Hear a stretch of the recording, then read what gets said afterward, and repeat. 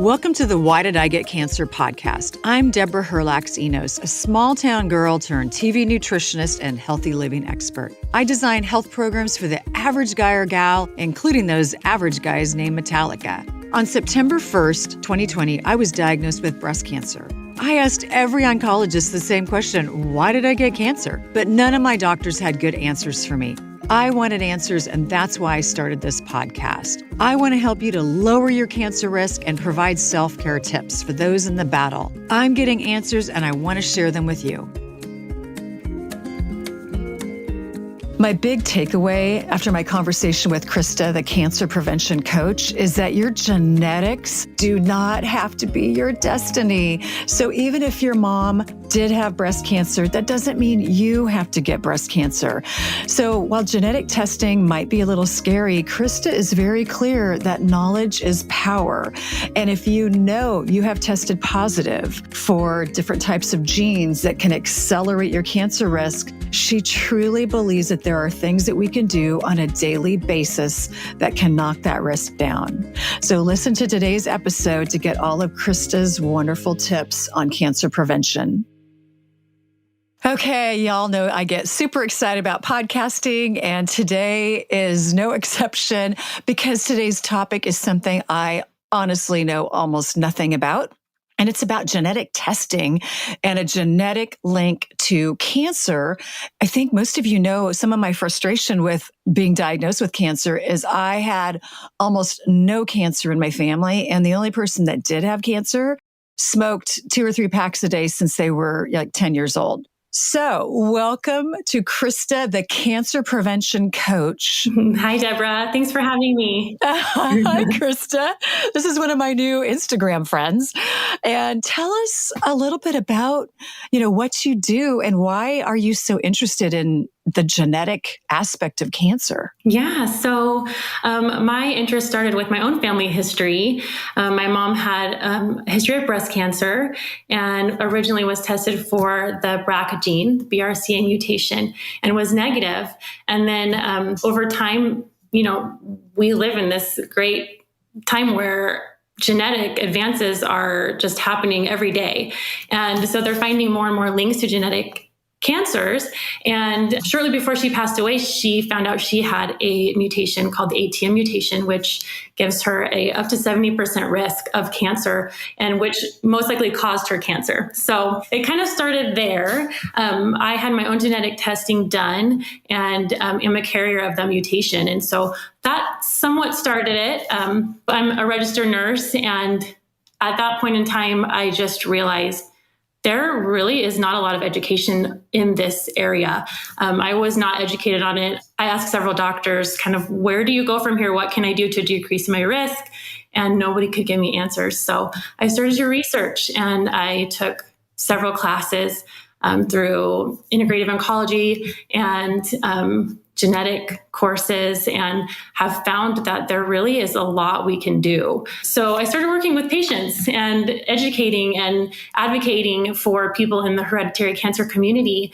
And most often we're just given the answer, you can do screenings, make sure your BMI is normal, and no other guidance from there. So you're just kind of left with a wait and watch answer. That's and the wait and watch is, it's not a very offensive or defensive position. You're just literally stuck. And to me, the wait and watch just feels like you're just waiting for the bad news. So I'm not really a sit and wait kind of girl. So I took things into my own hands and have seen really a lot of people. I can't tell you how many times I've heard, well, there's nothing I can do. It's genetic. There's nothing I can do. And that's just not true. And so my goal is really to empower people with the knowledge of beyond, surgical options and screenings.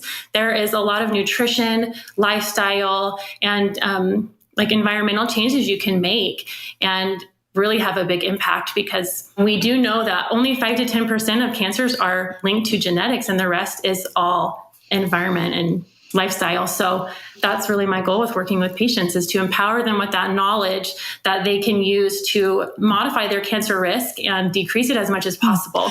Okay. So then here's my question. I mentioned earlier that, we have one cancer in our family. And to me, it was, kind of self-administered, which is probably a terrible statement to make. But again, this is somebody who smoked, 2 or 3 packs a day, roll your own for, 70 years. So when do you do genetic testing, and how close in your bloodline?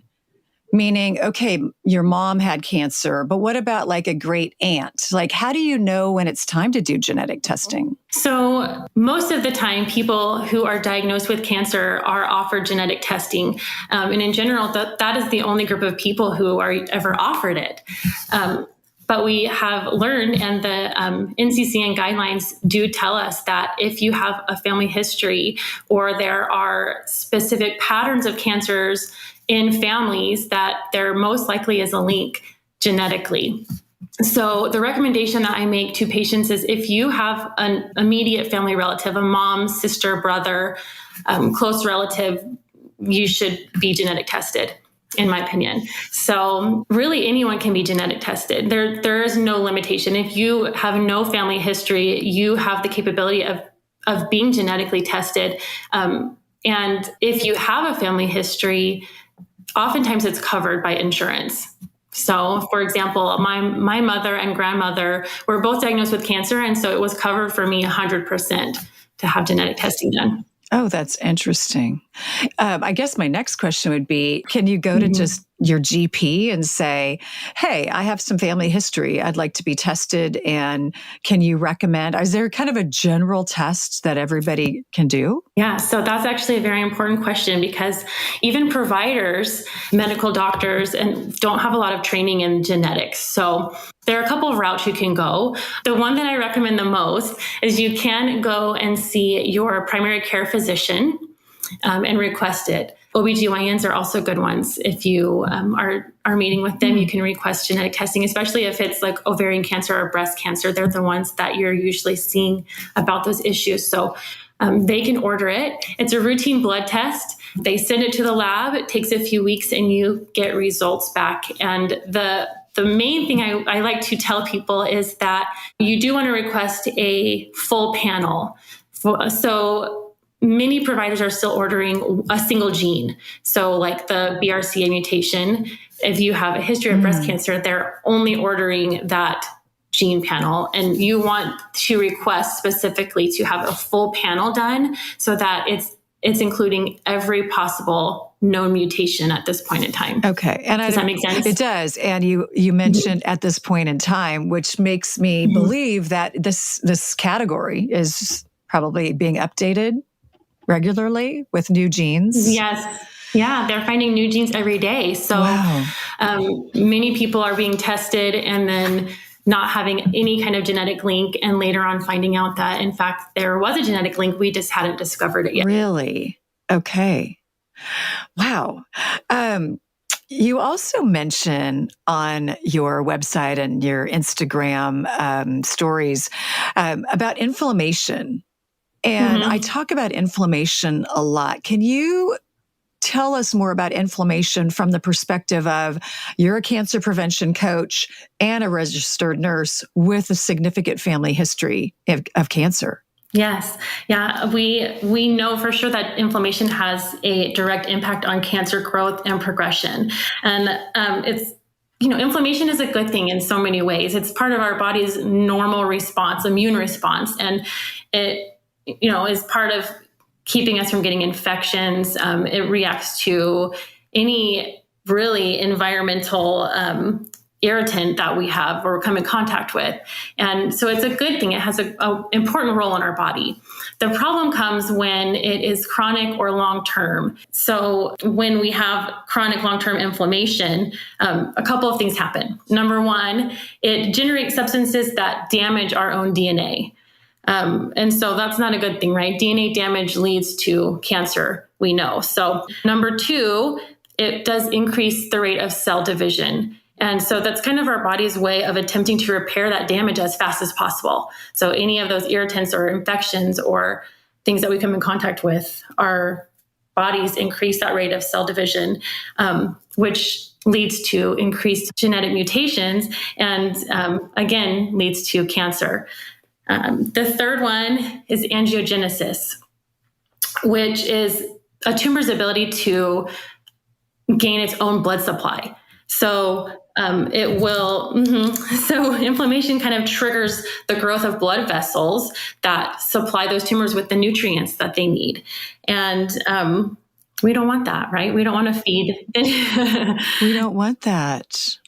So it sounds like what you're saying is inflammation can accelerate cancer growth and actually make your body a nice place for it to grow. Is that a weird statement? But so I will compare it to a garden sometimes. And our body is like our soil, right? And if you have healthy soil in your garden, your plants will grow and flourish. And you probably know this, you're a gardener, aren't you? And if your soil is unhealthy, it is going to be more welcoming to disease. So inflammation is one of those things that makes our soil unhealthy and allows for that cancer growth. Are there tests for inflammation? There are some labs you can do, and some that there are many that I monitor in patients. They'll bring me their lab work and we kind of go over them. But so yes, there are things you can do to monitor, but there are also signs and symptoms, which I try to educate patients about, because those are the things you're going to notice on a daily basis, right? Different inflammatory triggers and signs and symptoms. So if you are somebody who has a recurrent infection, a lot of times I'll see patients with recurrent UTI infections. That's a sign of inflammation. Any digestive disorders or mood disorders, skin problems, joint pain, allergies, fatigue. These are all signs and symptoms that there is inflammation in the body and something that we can address, and we need to find the root cause of and kind of go from there to eliminate inflammation as much as possible. Wow. Okay. So if you're experiencing frequent UTIs, which might be like every month or something, or psoriasis, you're talking about some skin stuff? Yes. That is definitely one that is an inflammatory condition. Interesting. Okay. So then this might be another question for your GP when you go in for your yearly or get blood work. Hey, can you test me for inflammation? Yeah. Or if you notice any of those signs and symptoms, trying to find somebody who can work with you to decrease and eliminate as much inflammation as possible. So, Krista, if somebody comes to you and they're one of your cancer prevention clients, what kind of advice do you give them, maybe in this inflammatory area that we're talking about, because maybe they do have the psoriasis or, the frequent joint pain? What are maybe the top 2 or 3 things you might recommend? Yeah, so there are definitely some specific things we start with. One is going to be to eliminate inflammatory foods, because that's going to be a big trigger of inflammation. So things like refined sugar or processed foods, sometimes dairy, refined grains, and even processed meats, bacon, deli meats. Everyone has different triggers, and so it's important to work with someone who's going to give you a personalized approach in finding your specific causes of inflammation. But those are some of the big food triggers of inflammation. Another thing that we work to eliminate is any stress on your body in general. A lot of us are under a lot of stress in this day and time. In general, we just live at a high stress level. So that's an important one that is a trigger of inflammation. And that could be something from a previous life experience, even as far as like childhood, that have led to an inflammatory response. And so those are things we work to decrease, is your stress level. And then the third one that I focus a lot on are any toxic exposures. So that's going to be things like a history of antibiotic overuse. So if you're overusing those, you're going to have decreased gut health, and that leads to a whole myriad of other problems. Really? Yeah. So any drugs, tobacco, alcohol, environmental things in your household, cleaners, water quality, air filters, all of these things, everything's connected. And so everything is connected. And I'm assuming you're probably going to throw mold into that as well. Mold is definitely a big one. Yeah. It is, isn't it? Yeah. I live in the Pacific Northwest, and There's a lot of rain here. Yes, you probably have a lot of mold there. Yeah, there's a lot of moisture around here. So interesting. So just to kind of repeat from my own knowledge here. So when somebody comes to you and this is like the top 3 things you're hitting. So you look at their food, you look at their stress levels, and then you look at environmental toxins. Yes. Mm-hmm. Okay. Yeah. And it's important to remember too, to make sure you're getting enough of the good stuff. We focus in our culture in general, we focus a lot on removing things, diet culture, especially, we have learned to remove, take away, decrease all of these things, but it's important to remember that you need to add the good as well. So things like fruits and vegetables and all of those plant sources are going to be giving you more cell protection. So we've seen that plant foods, specifically fruits and vegetables and things with lots of color, you'll hear people tell you, eat the rainbow. And it is very important because you're going to gain a lot of protection from those plant sources, like polyphenols, flavonoids, and things that are actually protective to your cells. And so that's even more important for someone with a genetic mutation, right? You're trying to counteract all of the bad, all of the damage from your DNA with all of the good. So interesting. So a heavy produce or plant-based diet, it sounds like you're recommending. Yeah. So even if you're not eliminating meat completely, I would definitely say you want to make sure that the meat is good quality, grass-fed, free range, organic, if you can do that, and then definitely add a lot of the fruits and vegetables and other plant foods. Hey everyone, a lot of you have been asking me about the products I use on my face. I've never been one to get a lot of compliments on my skin.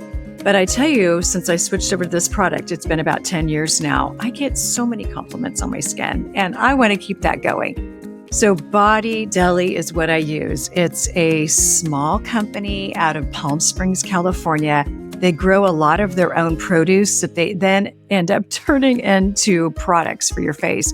Non-toxic. I mean, honestly, my skin just eats it up. So there's a couple of products that I absolutely love. I've tagged them in the show notes.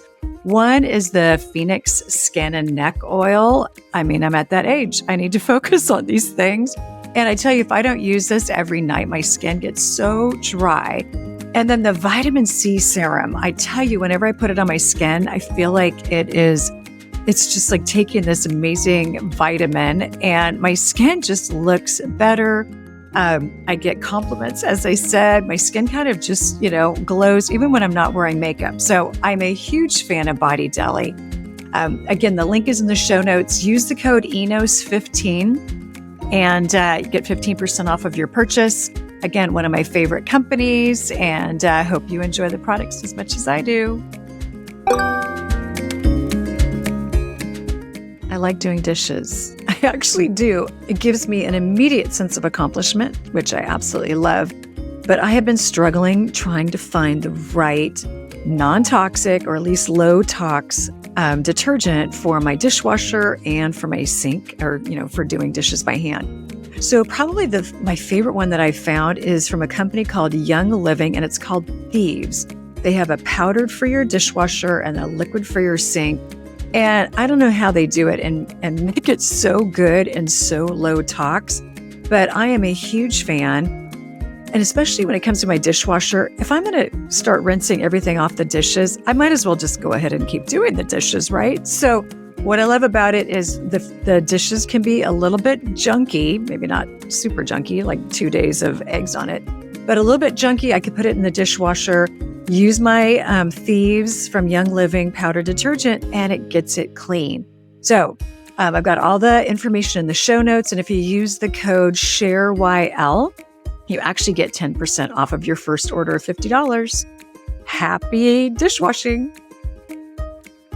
I'm a big believer in super high quality animal protein. Boy, to me, it's like taking a vitamin pill. Yeah, so when you can get that really great grass-fed beef or bison or wild Alaskan salmon, which we get a lot here because I'm in Seattle. Back to the food questions. So you're probably advocating, and it sounds like a lot of produce. Tell us, how important is organic and non-GMO? How important is this in the genetic risk or even just cancer risk in general category? Yeah. So this is a hot topic in the cancer community, right? I don't know if you've done any research on it. Probably you have, but I've heard a lot of nutritionists tell patients it doesn't matter. And so my stance on this is a little bit different because coming from someone with a genetic mutation, you really want to just not add any more insult to injury. And so my stance is this. If you can, why wouldn't you? Some of the big arguments in favor of eating organic are because they're higher in those polyphenols and flavonoids, which we were talking about, and lower in pesticide residue. And so there are arguments on the other side of that say you can't really prove that. They're still using, different pesticides and things. But the goal is really to decrease your risk as much as possible. And if you can get any benefit from that, why wouldn't you? So I tend to err on the side of caution and say, even with arguments that are against it, I still think that there is a lot of benefit you can gain from eating organic. Right. And I remember years ago when I was in college and I was getting my health science degree, and I have a health science degree and a minor in exercise physiology. And I was just geeking out about all of the nutritional information I was getting. And back then, organic wasn't really a thing. So we're talking, late 80s. And I remember reading the government stance on iceberg lettuce or just lettuce in general. And it was something along the lines of, if you're eating, a head of lettuce a week, you're fine getting just conventionally grown. And I thought, oh my gosh, I'm eating a head of lettuce a day. So what does that do to my risk? And that's really when I made the jump to finding produce that was local, going to farmers markets, trying to buy organic. But of course, I was also a college student. And then this was post-college when I didn't have a big food budget. So I had to really get creative when it came to buying organic and not blowing my budget. So what do you recommend to your clients who maybe budget is a big driver when it comes to purchasing organic? My recommendation is to try and buy organic if you can. If not, you're still going to get benefit from the fruits and vegetables and other plant sources. And so whether you can do organic or not, definitely I recommend 8 to 10 servings a day if you can, because you want to add as much good as you can. Mm-hmm. And what's a serving look like? So a serving size is usually half a cup to a cup, depending on what the vegetable you're eating, okay, the fruit and vegetable you're eating, or grains. So it's going to vary a little bit, but in general, that's what I shoot for, half cup to a cup. Right. And there are some resources. Is it Environmental Working Group, I think, and they have the clean.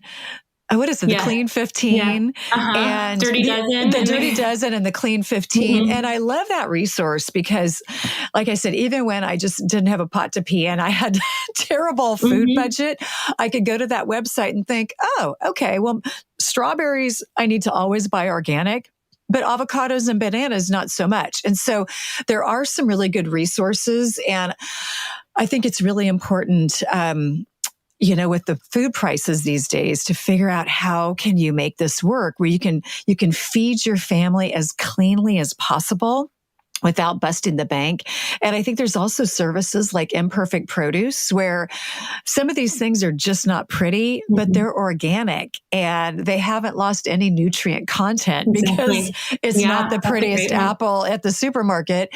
And then one of the things I love is, I'll look at local farms and they often have delivery and they'll come into, Seattle once a week and you just go down there, you pick up your basket that you paid for and you've got great organic produce. So I'm a firm believer in organic, but I'm also just a firm believer in eat as much produce as you can because it just does such great things for your body. Yes, I agree. Yeah, those are great resources. So, Krista, you talked about stress and, goodness gracious, between COVID and, just the last few years and politics and TV and news, stress is probably at an all-time high. So where do you jump in with your clients and say, okay, here's what we're going to work on this month when it comes to stress? So it's going to be different for each person. Obviously, identifying the source of their stress is the first step. And sometimes it's something as simple as sleep causing additional stress on their bodies, especially in the environment that I work. We have a lot of night shift people, right, as a nurse.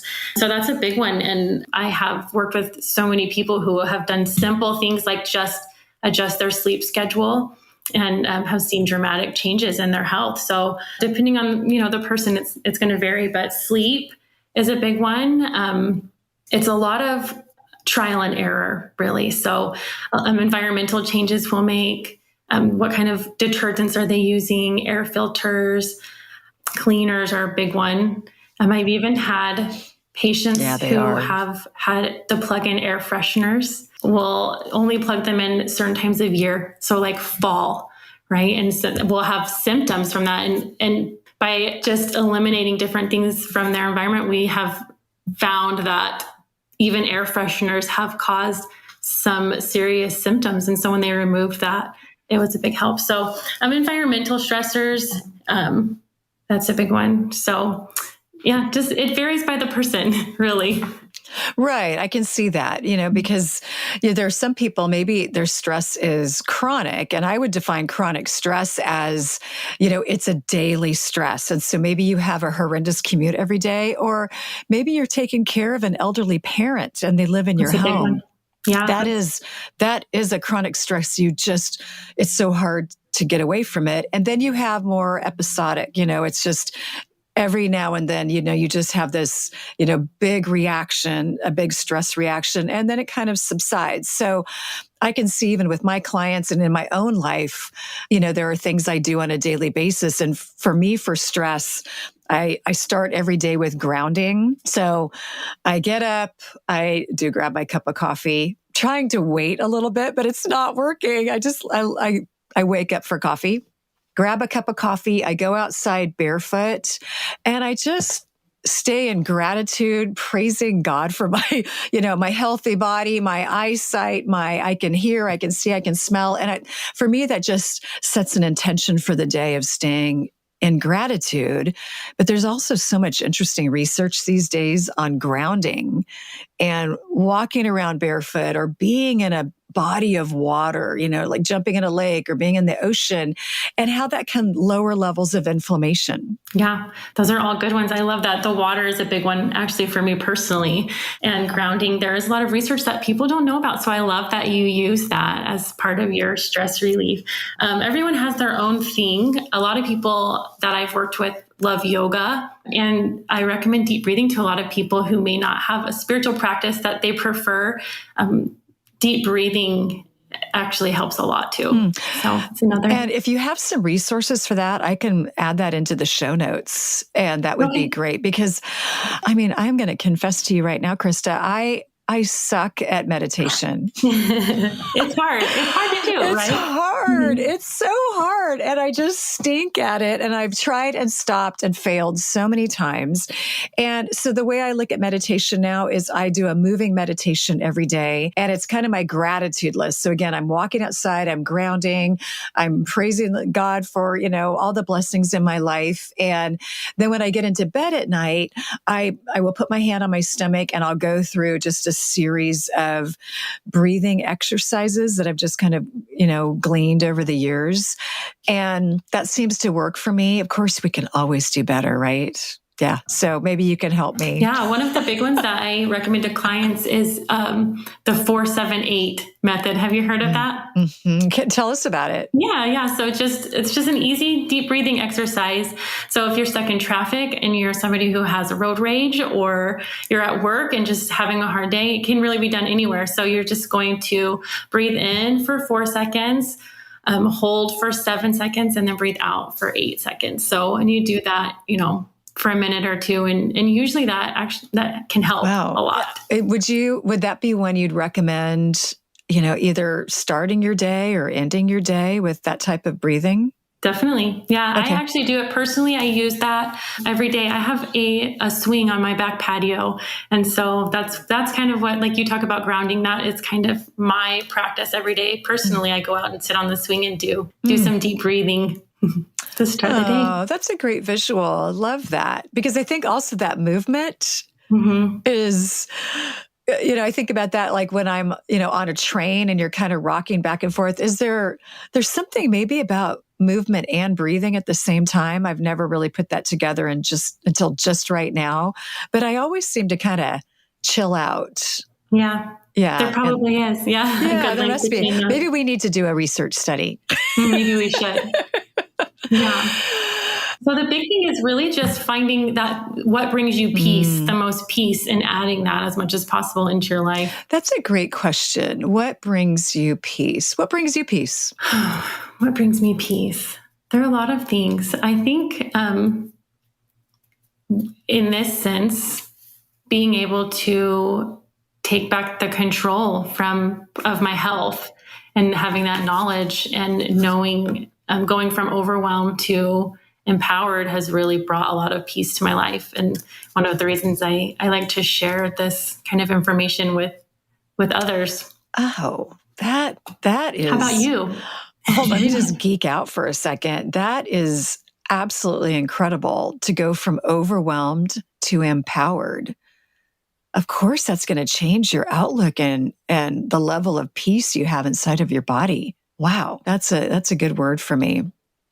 What brings me peace? Lots of things, but I will say probably the most important for me is how I start my day.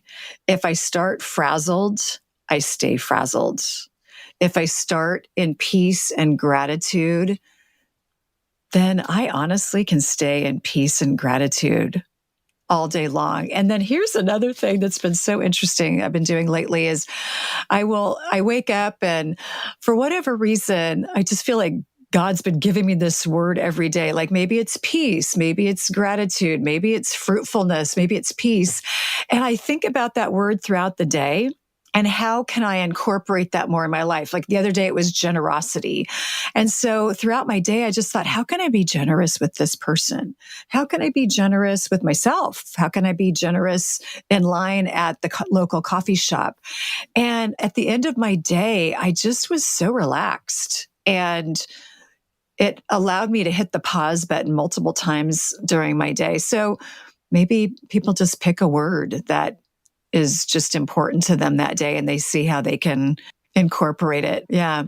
Yeah, I love that. Yeah, I'm going to use that for sure. Okay. It's been fun. And it's been for me, a great stress management tool for the last couple of months. Good refocus. It is a good refocus. And if we don't have something to focus on or refocus on, we will, I think, get caught in our circumstances. And our circumstances are usually not peaceful.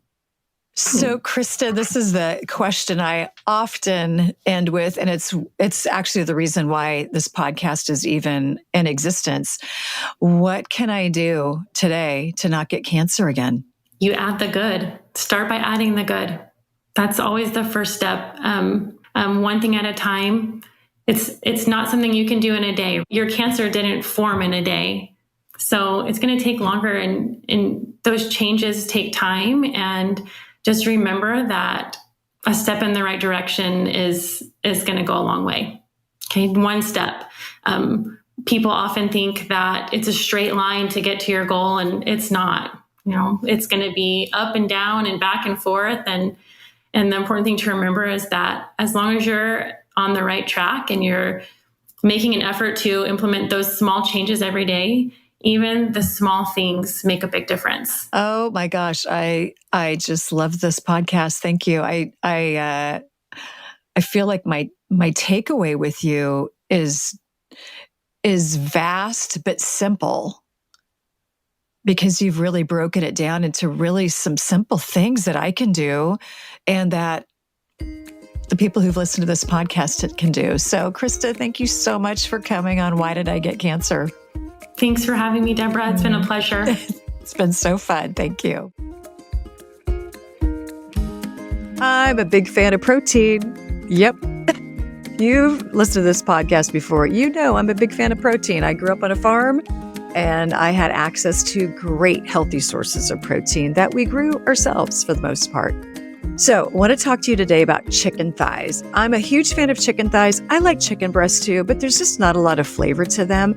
I love chicken thighs because they have a higher fat content than chicken breast. So for me, what that means is if I have protein with a higher fat content, it keeps me fuller longer. If I stay fuller longer, then that also means I'm not snacking. I work from home, so it is really easy for me to go into the kitchen and be snacking for a good chunk of the afternoon. So if I have a chicken thigh at lunch, it's a fantastic way for me to go. It keeps me fuller longer.